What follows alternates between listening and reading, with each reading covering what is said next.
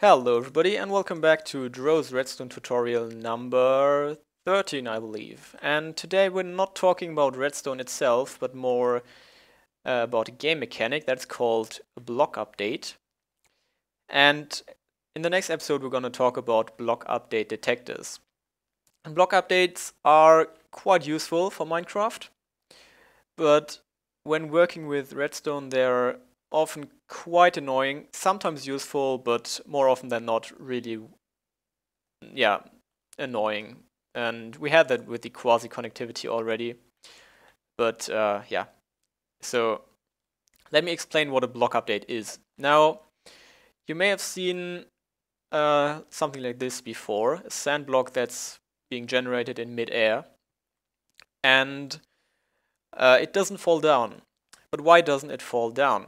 Well, the reason is the game doesn't check every single block in on the entire map, whether it's in an invalid state or not, but actually only when we cause a block update right next to it. And a block update is anything that we can do to make this block fall. And in survival you would usually, if you see that, and mine sand next to it, or place another block, then that makes it fall down.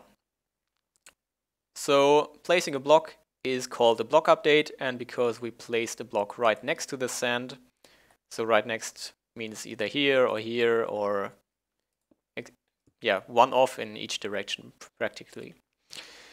Now, as a rule of thumb, I'm gonna show you a few examples and a few examples of what's not a block update right there. As a rule of thumb, whenever this changes, and not when you're walking, but whenever this changes when you look at a block, for example, we have a piston right here that says extended falls. When that would extend, then it would cause a block update. So as a rule of thumb, whenever that changes, then a block update occurs. And right here, I've just set up a few block update detectors that will detect block updates that happen here or above the piston or around the piston. But I'm not only going to use this space right here. So as we saw, placement and destruction of blocks causes a block update. Also movement with pistons. So if I move a block from here to here, that would cause a block update right here, and then after right here. Sand and gravel falling. Also when the sand is here, beginning to fall. Furnaces turning on and off. Now this one is a bit tricky, because if you have a look right here, it says Minecraft furnace. Now it says Minecraft lit furnace. And when it turns off, it will light up. Now, fire. The sad thing with fire is it can't be seen on this screen right here. But that also is a block update, also if it burns out, because fire is considered a block. When we open chests and close chests, that will also not be detected right here, but it also gives a block update. And also when we, in survival mode, punch redstone ore, or I'm just going to update it using this flint and steel. And as you see, it says Minecraft redstone ore. And now it says lit redstone ore. And after a while, it turns back, giving also block update. And this one's actually really useful for hidden inputs. When you have a redstone ore in a cave somewhere, you just hit it and a door opens or something. Now, what you can also see is that right here, it says redstone wire power 0. So that means if you see this is not running into the piston. So if we flick the lever, it says power 13. And that gives a block update, a rise in power level, and also a rise from 13 to 14, for instance. But not if we do anything here, because this power level still doesn't change in that case. So those are all block updates. Also, we can detect water, and even, you don't see it here, sadly, even if we have a water source now here, which means the water level, so to speak, rises by 1 at each spot, even that gives a block update.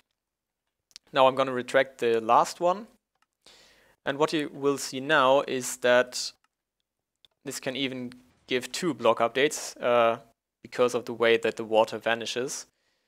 And even when we have it very close to the block update detector, now this is 2 blocks away, because this one's the detector, then it can give 3, which is not so useful sometimes. Now, a few weird things about block updates. As you can see here, it says it's a fence gate, and it says it's false. Open is false, so it's closed. When we open it, no block update occurs, or it occurs, but it can't be detected by a block update detector. And this is also true for doors or for trapdoors, and I think this got changed in 1.6 to how it is now, and I have no idea why, to be honest. So it's always a bit of a guessing game whether something actually gives a block update. Most things do, but some don't. Now if I plant a seed, you see it gives a block update. It says H0. If we bone meal that, it doesn't give a block update, but the age changes. And even when it's fully grown, it doesn't. And when we harvest it, it gives a block update. Also, an end portal frame, it says I is false, so it's empty. And if we put an I in there, it also doesn't give a block update. So when you're working with block updates, or when you want to detect one or take one as an input for something or whatever, then make sure you test it out first if it actually works. And also don't rely on the wiki, because I've seen quite a few things while doing my research for this episode that don't work, basically. Now, a bit of an interesting thing with redstone torches is that they actually update from 2 blocks away, as you can see here, as this one does not. Or this block. When I put a redstone torch here, it's also updated. Now, this can be any 2 blocks away. That doesn't really matter. And what you can do with that is pretty fancy.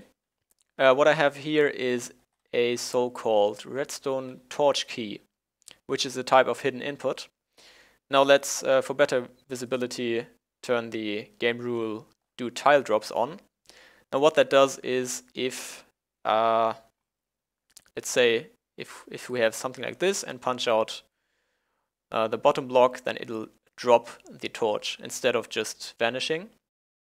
This update mechanic of the torches lets you do some really fancy things, like taking an input where nobody would suspect it. And then hook that up to whatever you would like, usually a door or something, or a hidden chest or something like that.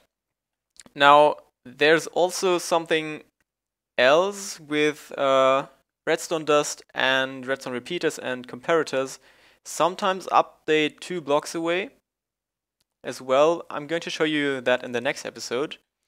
So this was it for this episode. I hope you understood a bit about what block updates are. How we build block update detectors will be in the next episode. And please give this video a like if you enjoyed it. Share and comment, and subscribe if you haven't already. So thank you very much for watching. This has been Ro, and I'll see you next time. Bye!